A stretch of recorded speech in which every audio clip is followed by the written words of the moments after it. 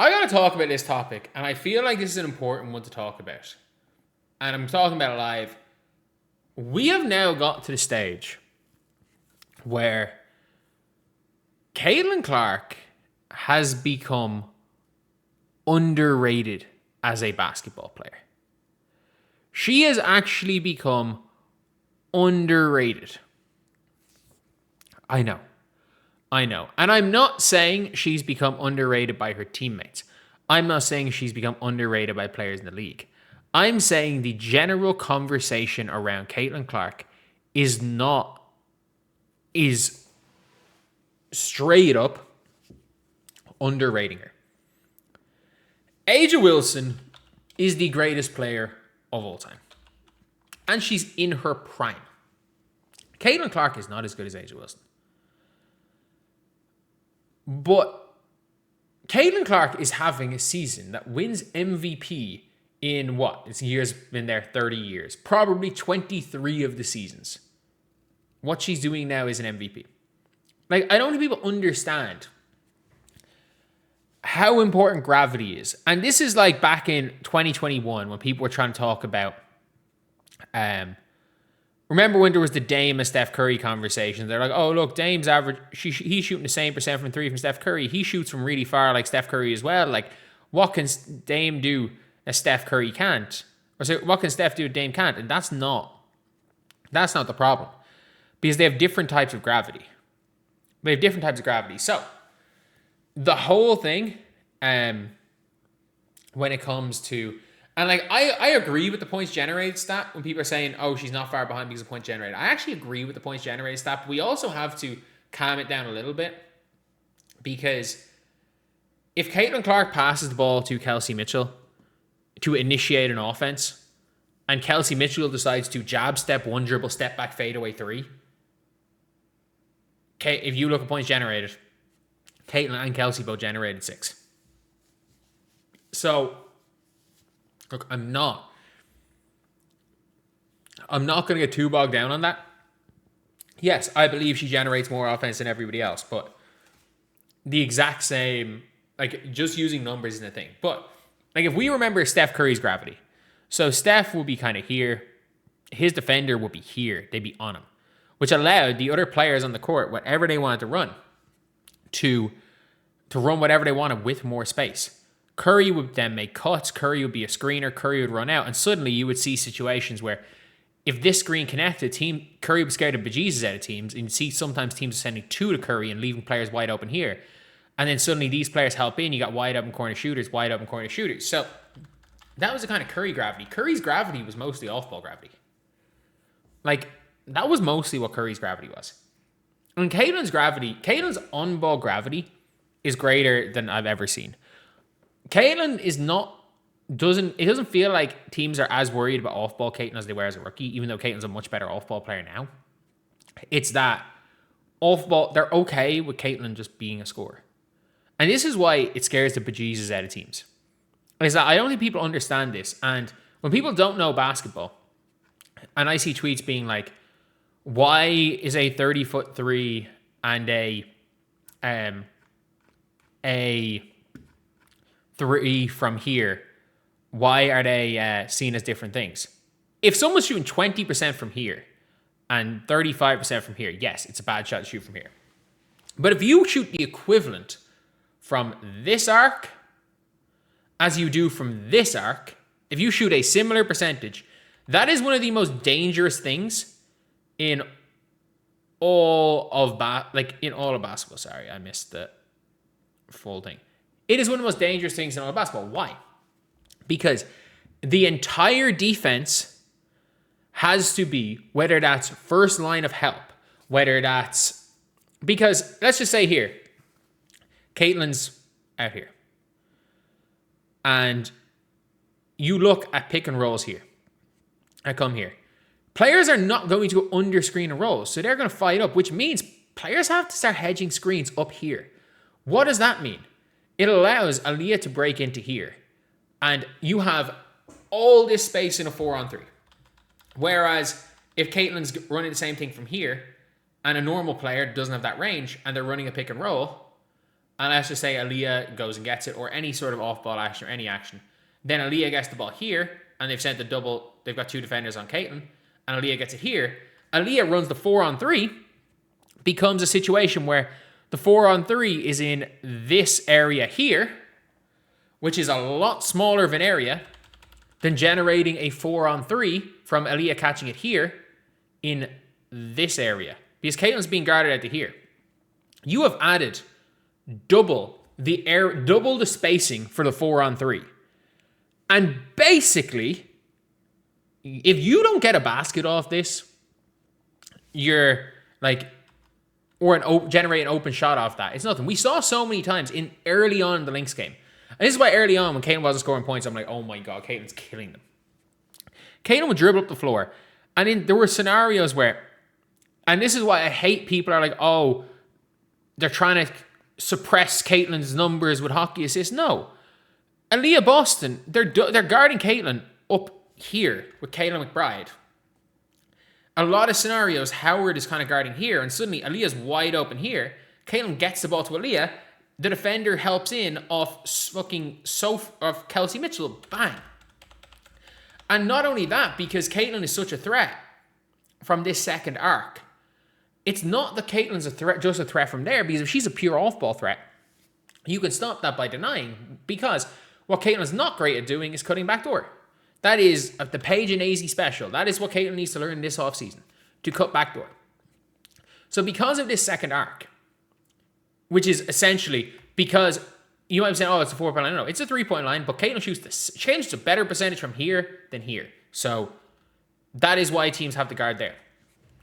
Because Caitlin's so dangerous, a dribble, pull back, the pullback dribble to get full rhythm and going and putting a shot, or dribble, and using her forward momentum to pull from here on the break. Because she shoots that shot at a 35% rate. Teams have to pick up. So if anyone switches off for a split second as a team, so let's say Caitlin McBride, one of the most disciplined defenders, but we saw it sometimes against Seattle with Flaujae. Flaujae might switch off, and she might be doing something. So Caitlin has the advantage here where Flaujae is chasing Caitlin. So what ends up happening is that whoever is guarding here steps up to stop Caitlin from shooting from here. And what does that mean? Because it's transition, you've probably generated you've either generated a wide open layup or a wide open corner 3.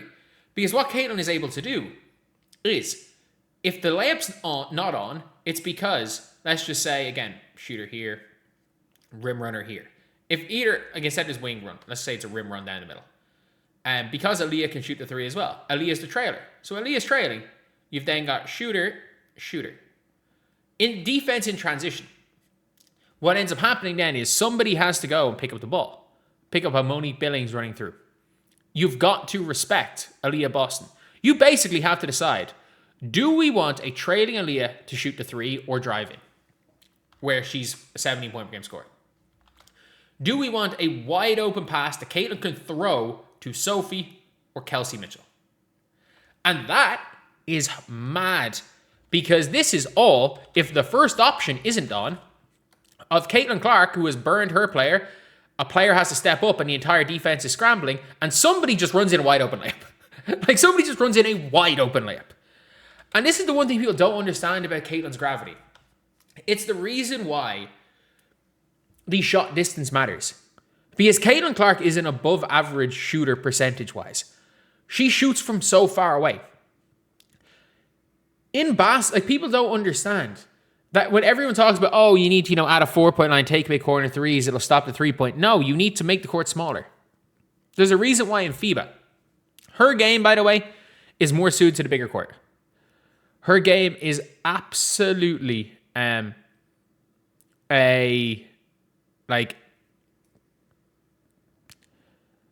because her game is more suited to the W. Bigger court, everything. But when you are able to realistically, how big of a difference is, let's just say, this area here? You're looking probably, how much bigger Caitlin Clark makes the court? You are looking in terms of area. In terms of area, my guess would be, let's just say it is 6 feet back by how far is a court wide? Basketball court width. WNBA court width. Maybe they have the same court as FIBA. So it's 50 feet. So 50 feet by, let's just say, 6 feet in distance. 50 feet across. You have increased the size of the usable court, the usable half court, by, 300 feet? By 300 feet. So 94 feet wide, 94 feet by 50 feet is, let me just see what that is as a percentage. Calculator. So 47 by 50. 47 by 50 equals 2350. 300 divided by 2350. Just on an estimate, you've made the half court 13% bigger.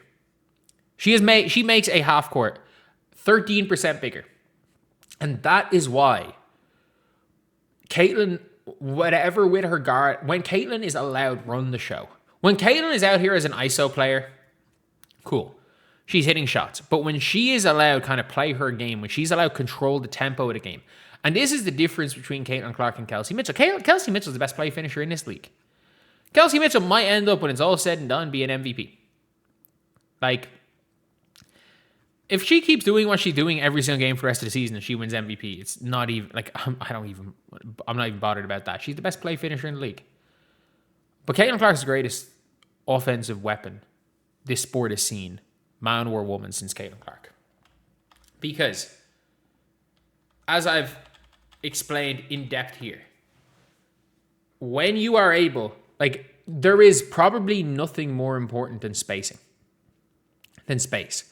And the scariest part is like, if you compare if you put Caitlin Clark on the Minnesota Lynx, and this is why I don't like the whole Olivia Miles better than Caitlin. By Hooper logic, maybe.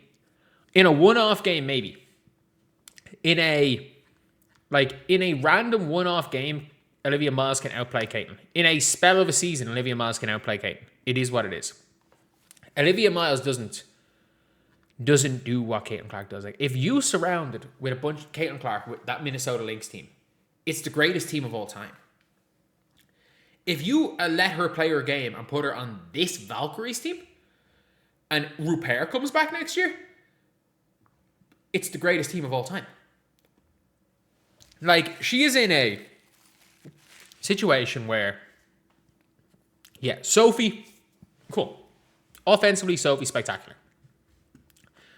We're not going to pretend like Sophie is not a spectacular offensive player. She's like a poor man's Easy Foot. We're not going to pretend like she's not a spectacular offensive player. But like, you've got, at all times, you've got a Mo Billings, you've got a KK, who are just kind of getting in the way. When if the Fever at any stage put a real team around Caitlin Clark, to work around Caitlin Clark, I don't think people understand how good that team's going to be. The Indiana Fever are the greatest offense of all time. They are the greatest offense ever. By net rating, by points, by every metric, this is the best offensive team ever. And I get it. Kelsey Mitchell's brilliant. Kelsey Mitchell is brilliant. There is no better player in the league at getting their shot no matter what the defense is. And there are times where that is a negative point of Caitlin Clark, is if she is being pressured high. If she is being pressured high and being guarded well, sometimes she can struggle to get her own shot off. The difference is, and it was the difference between Caitlin and every other guard in the league, not just Kelsey Mitchell, is the Dame versus Steph debate all over again. Yeah, Dame Lillard might go through spells where he's going to outscore Steph. He's going to outshoot Steph. He's going to shoot from as far as Steph, where he looks like the best player in the world. Players are. But what Dame doesn't do is create gravity to get players open here, here, here, and here. Caitlin Clark, no player in the WNBA gets players open in these, even or here, gets players open in these 5 spots more than anyone. Wide open.